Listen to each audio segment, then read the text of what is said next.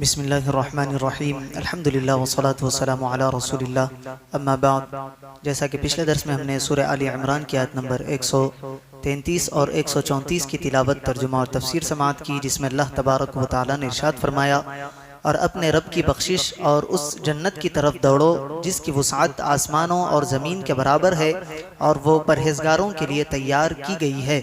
وہ جو خوشحالی اور تنگدستی میں اللہ کی راہ میں خرچ کرتے ہیں، اور غصہ پینے والے اور لوگوں سے درگزر کرنے والے ہیں، اور اللہ نیک لوگوں سے محبت فرماتا ہے۔ اب اگلی آیت میں انہی نیک لوگوں کا تذکرہ کرتے ہوئے اللہ تبارک و تعالی ارشاد فرماتا ہے، وَالَّذِينَ إِذَا فَعَلُوا فَاحِشَةً أَوْ ظَلَمُوا أَنفُسَهُمْ، اور وہ لوگ کہ جب کسی بے حیائی کا ارتکاب کر لے یا اپنی جانوں پر ظلم کر لے، ذَكَرُوا اللَّهَ فَاسْتَغْفَرُوا لِذُنُوبِهِمْ، تو اللہ کو یاد کر کے اپنے گناہوں کی معافی مانگے، وَمَنْ يَغْفِرُ الذُّنُوبَ إِلَّا اللَّهُ، اور اللہ کے علاوہ کون گناہوں کو معاف کر سکتا ہے، وَلَمْ يُصِرُّوا عَلَى مَا فَعَلُوا وَهُمْ يَعْلَمُونَ، اور یہ لوگ جان بوجھ کر اپنے برے اعمال پر اصرار نہ کرے، أُولَئِكَ جَزَاؤُهُمْ مَغْفِرَةٌ مِّن رَّبِّهِمْ، یہ وہ لوگ ہیں جن کا بدلہ ان کے رب کی طرف سے بخشش ہے، وَجَنَّاتٌ تَجْرِي مِن تَحْتِهَا الْأَنْهَارُ خَالِدِينَ فِيهَا، اور وہ جنتیں ہیں جن کے نیچے نہریں جاری ہیں، یہ لوگ ہمیشہ ان جنتوں میں رہیں گے، وَنِعْمَ أَجْرُ الْعَامِلِينَ، اور نیک اعمال کرنے والوں کا کتنا اچھا بدلہ ہے۔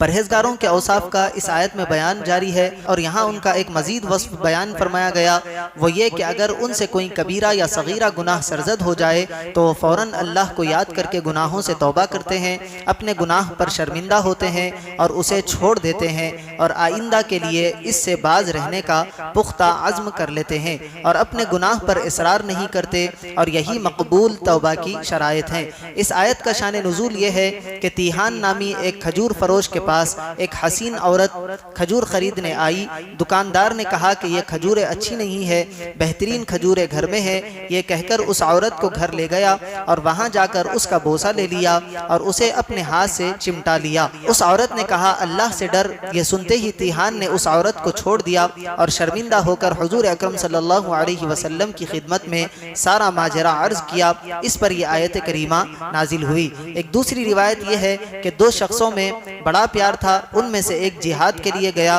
اور اپنا گھر بار دوسرے کے حوالے کر گیا۔ ایک روز اس مجاہد کی بیوی نے اس انصاری سے گوشت منگایا، وہ آدمی گوشت لے آیا، جب اس مجاہد کی بیوی نے گوشت لینے کے لیے ہاتھ آگے بڑھایا تو اس نے ہاتھ چوم لیا، لیکن چومتے ہی اسے سخت شرمندگی ہوئی اور وہ جنگل میں نکل گیا اور منہ پر تماچے مارنا اور سر پر خاک ڈالنا شروع کر دی۔ جب وہ مجاہد اپنے گھر واپس آیا تو اپنی بیوی سے اپنے دوست کا حال پوچھا۔ عورت بولی کہ اللہ ایسے دوست سے بچائے۔ وہ مجاہد اس کو تلاش کر کے حضور اکرم صلی اللہ علیہ وسلم کی خدمت میں لایا، اس کے حق میں یہ آیات اتری۔ ہو سکتا ہے کہ یہ دونوں واقعے اس آیت کا شان نزول ہو۔ اگلی آیت میں ارشاد ہے، قد خلت من قبلکم سنن، تم سے پہلے کئی طریقے گزر چکے ہیں، فسیروا فی الارض فانظروا کیف کان عاقبۃ المکذبین، تو زمین میں چل پھر کر دیکھو جھٹلانے والوں کا کیسا انجام ہوا ہے۔ اس آیت میں فرمایا گیا کہ اے لوگو، کافروں کو شروع میں مہلت دینے اور پھر ان پر گرفت کرنے کے حوالے سے تم سے پہلے بھی کئی طریقے گزر چکے ہیں۔ وہ لوگ جنہوں نے دنیا کی حرص اور اس کی لذات کی طلب میں انبیاء و مرسلین علیہم السلام کی مخالفت کی، لیکن اللہ تعالیٰ نے انہیں پھر بھی مہلت عطا فرمائی، اس کے باوجود وہ راہ راست پر نہ آئے تو انہیں ان کے اعمال کے سبب مختلف عذابوں کے ذریعے ہلاک و برباد کر دیا۔ تو اے لوگو، ان زمینوں کی طرف سفر کرو جہاں پہلے کفار آباد تھے، جنہوں نے اپنے رسولوں کی مخالفت کی، جس کی وجہ سے ان پر عذاب الہی آیا اور وہ تباہ کر دیے گئے۔ ان کی اجڑی بستیاں دیکھ کر عبرت پکڑو اور سید المرسلین صلی اللہ علیہ وسلم پر ایمان لاؤ۔ یاد رہے کہ عبرت و نصیحت اور صحیح مقصد کے لیے سیر و سیاحت کرنے میں بہت فوائد ہے۔ نیز یہ بھی یاد رکھے کہ جیسے عذاب کی جگہ جا کر عبرت حاصل ہوتی ہے، ایسے ہی رحمت کی جگہ جا کر برکت و نصیحت حاصل ہوتی ہے۔ جیسے کسی ولی کے مزار پر جائے تو جا کر معلوم ہوتا ہے کہ اللہ تعالیٰ اپنے پیاروں کی دنیا میں ہی کیسی عزت افزائی فرماتا ہے اور لوگوں کے دلوں میں ان کی کیسی محبت ڈال دیتا ہے۔ اس لیے ایسی رحمت والی جگہوں پر برکت و نصیحت کے لیے جانا چاہیے۔ اللہ تبارک و تعالیٰ سے دعا ہے کہنے اور سننے سے زیادہ اعمال صالحہ کی توفیق عطا فرمائے۔